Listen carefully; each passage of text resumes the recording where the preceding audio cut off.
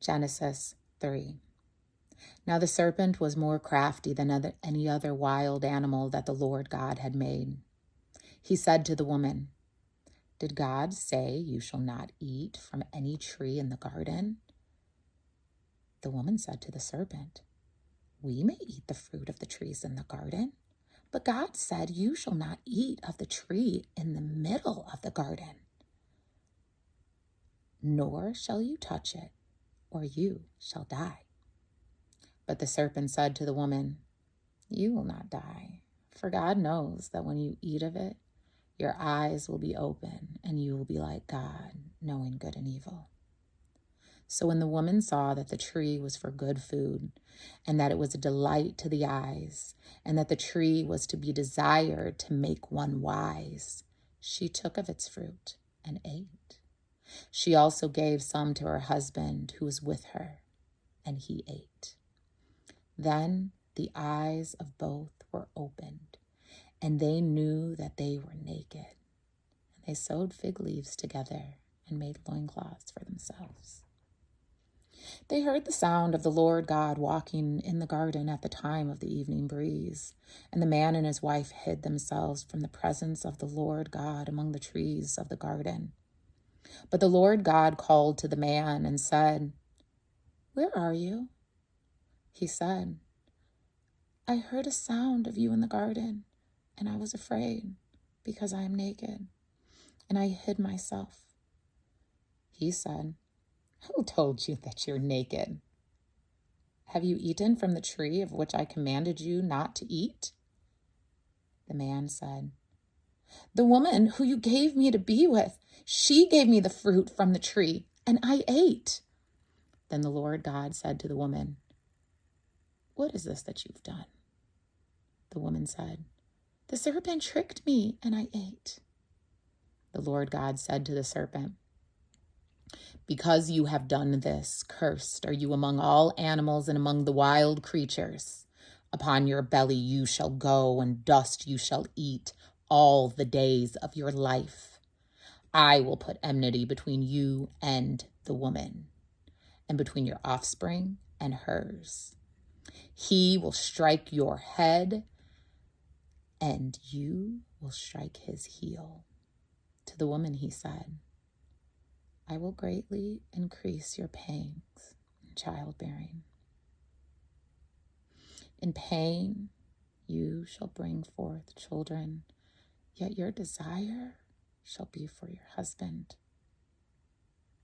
and he will rule over you." And to the man he said, "Because you have listened to the voice of your wife and have eaten of the tree about which I commanded you, you shall not eat of it. Cursed is the ground because of you. In toil you shall eat of it all the days of your life. Thorns and thistles it shall bring forth for you, and you shall eat the plants of the field. By the sweat of your face you shall eat bread until you return to the ground, for out of it you were taken. You are dust." The man named his wife Eve, because she was the mother of all living. And the Lord God made garments of skins for the man and for his wife, and clothed them. Then the Lord God said, "See, the man has become like us, knowing good and evil. And now he might reach out his hand and also take from the tree of life and eat and live forever." Therefore the Lord God set him forth from the Garden of Eden to till the ground from which he was taken.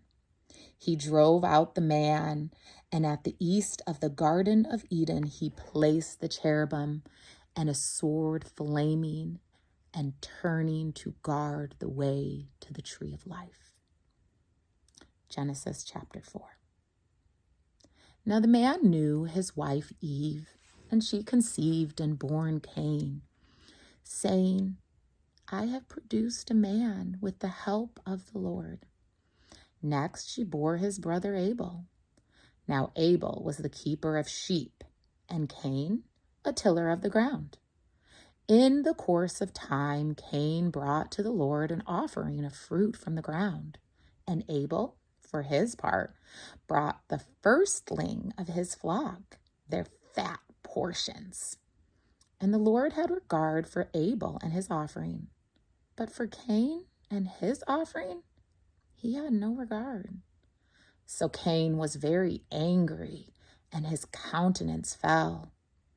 The Lord said to Cain, "Why are you angry, and why has your countenance fallen? If you do well, will you not be accepted? And if you do not do well, sin is lurking at your door. It desires for you, but you must master it."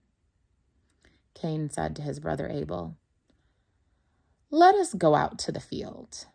And when they were in the field, Cain rose up against his brother Abel and killed him. The Lord said to Cain, "Where is your brother Abel?" He said, "I do not know. Am I my brother's keeper?" And the Lord said, "What have you done? Listen, your brother's blood is crying out to me from the ground, and now you are cursed from the ground, which has opened its mouth to receive your brother's blood from your hand. When you till the ground, it will no longer yield to you its strength. You will be a fugitive and a wanderer on this earth." Cain said to the Lord, "My punishment is greater than I can bear. Today you have driven me away from the soil, and I shall be hidden from your face. I shall be a fugitive and a wanderer on the earth, and anyone who meets me may kill me." Then the Lord said to him, "Not so. Whoever kills Cain will suffer a sevenfold vengeance." And the Lord put a mark on Cain, so that no one who came upon him would kill him. Then Cain went away from the presence of the Lord and settled in the land of Nod, east of Eden. Cain knew his wife, and she conceived and bore Enoch. And he built a city and named it Enoch after his son, Enoch. To Enoch was born Irad, and Irad was the father of Mehuliel. And Mehuliel was the father of Methuselah, and Methuselah was the father of Lamech, and Lamech took 2 wives. The name of one was Adah, and the name of the other Zillah. Adah bore Jabal, and he was the ancestor of those who lived in tents and had livestock. His brother's name was Jubal, and he was the ancestor of all those who play the lyre and the pipe. Zillah bore Tubal-Cain, who made all kinds of bronze and iron tools. The sister of Tubal-Cain was Naamah. Lamech said to his wives, "Adah and Zillah, hear my voice. You wives of Lamech, listen to what I say. I have killed a man for wounding me, a young man for striking me. If Cain is avenged 7-fold, truly Lamech 77-fold. Adam knew his wife again, and she bore a son and named him Seth, for she said, "God has appointed me another child instead of Abel, because Cain killed him." To Seth also a son was born, and he named him Enosh. At that time, people began to invoke the name of the Lord.